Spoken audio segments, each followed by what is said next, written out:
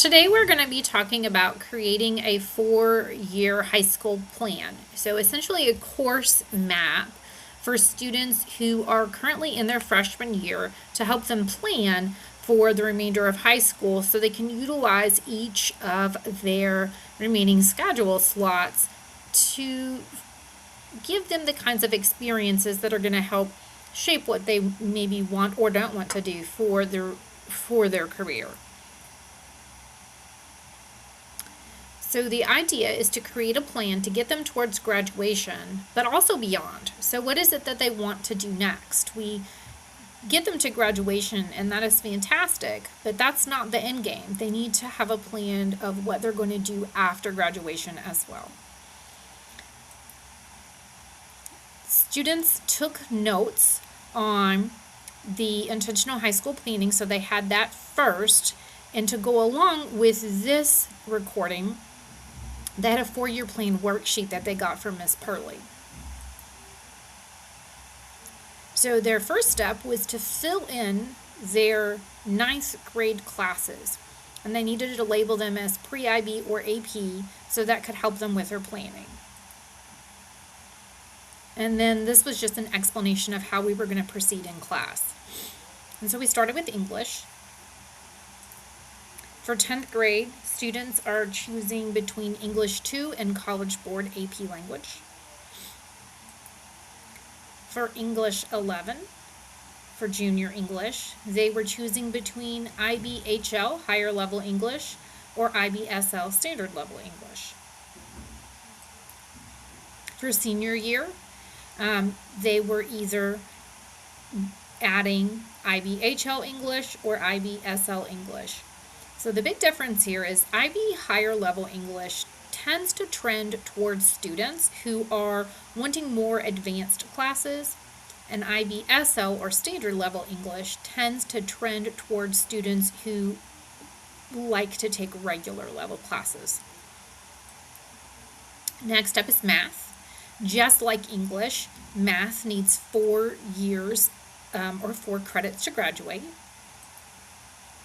And whatever they pick as their sophomore year depends on what they're currently taking. So that the heading on the slide was used to help students determine which slides they should focus on for themselves. So everybody who was currently taking Algebra 1 in the 10th grade would sign up for geometry. Then, from geometry, right here, if they're currently taking Algebra 1, if those students are making an A or a B in both Algebra 1 and Geometry, then they would take IB Apps in 11th grade and IB Apps in 12th grade. So that course spans 2 years. Then students who struggle to get a D or maybe are making a C or a D would then their 11th grade take regular Algebra 2, and then for 12th grade take AP Statistics. Students currently taking pre-IB Geometry as 10th graders would sign up for pre-IB Algebra 2, but if they are not doing well, then they should choose regular Algebra 2. Students in pre-IB Geometry as freshmen who are making solid A's went to pre-IB Algebra 2 making solid A's, really love math. Those are students who might be interested in taking IB Higher Level Analysis. So this class is really heavily focused on calculus, and the testing equivalent would be closer to Calculus 1 in college. I'm going to move my picture out of the way so we can see the bottom. In this purple box, students who started out as freshmen in pre-IB Geometry went to pre-IB Algebra 2 as sophomores and did well. They can choose between IBSL Analysis or IB Apps. So IB Apps covers Algebra 2 again and then goes into more statistics and trigonometry, whereas IB Standard Level Analysis covers a little bit more of the pre-calculus calculus content.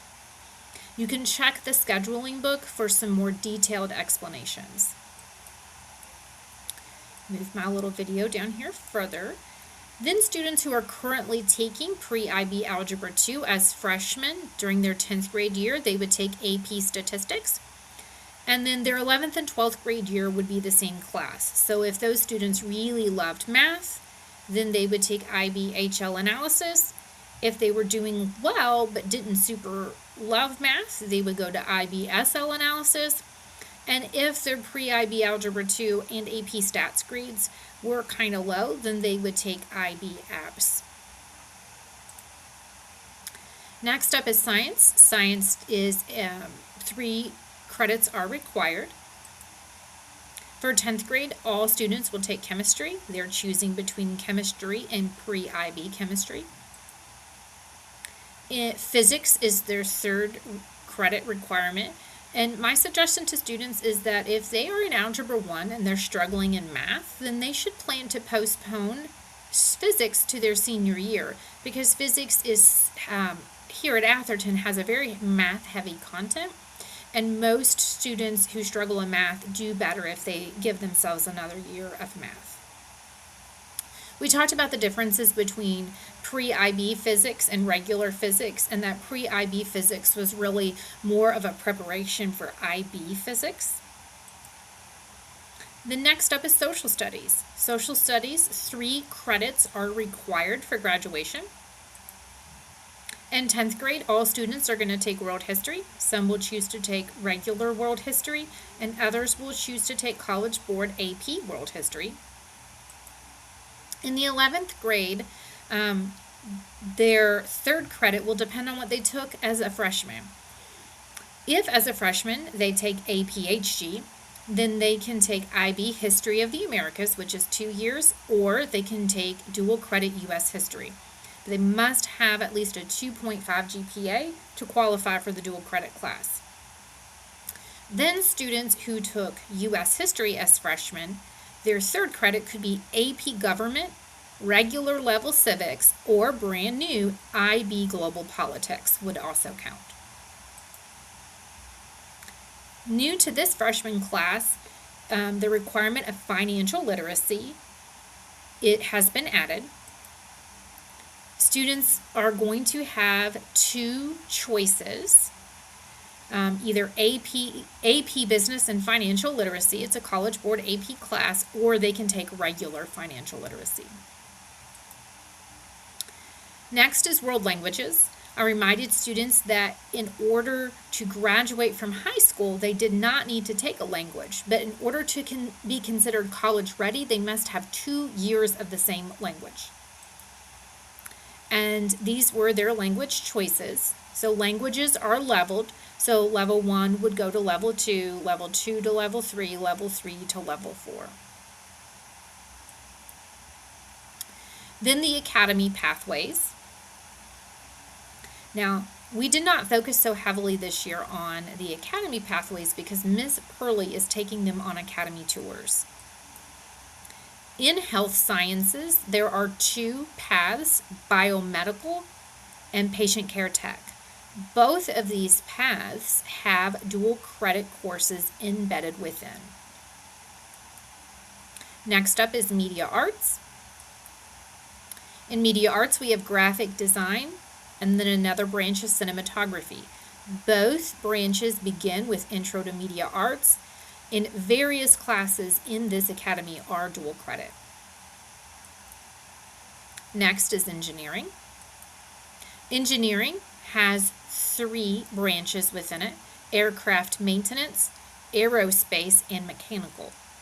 And embedded into various classes throughout, there is dual credit opportunities available.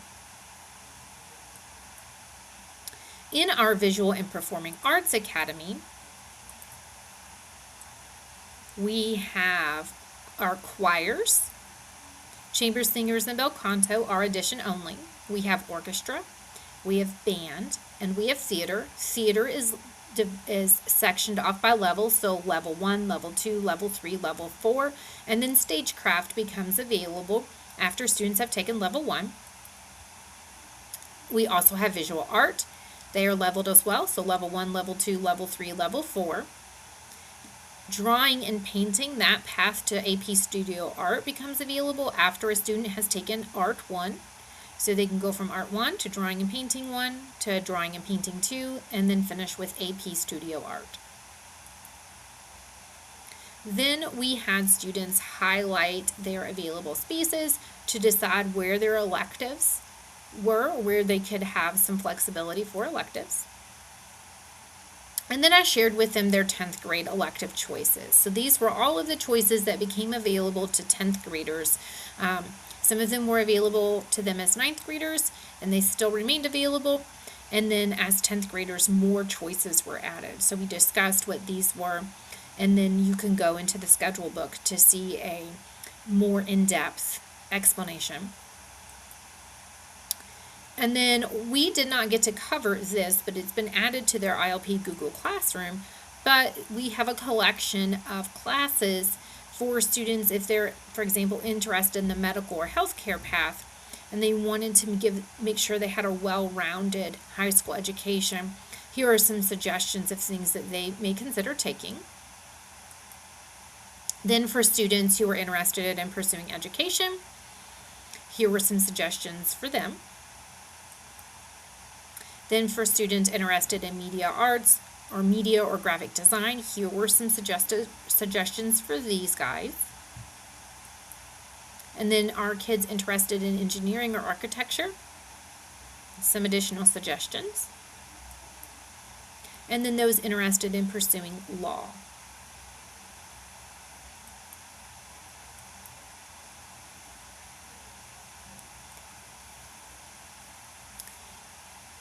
So again, I will suggest that you go back to our scheduling book to look for any additional or more in-depth explanations, but this was an overview of how we created a 4-year course map for students before scheduling.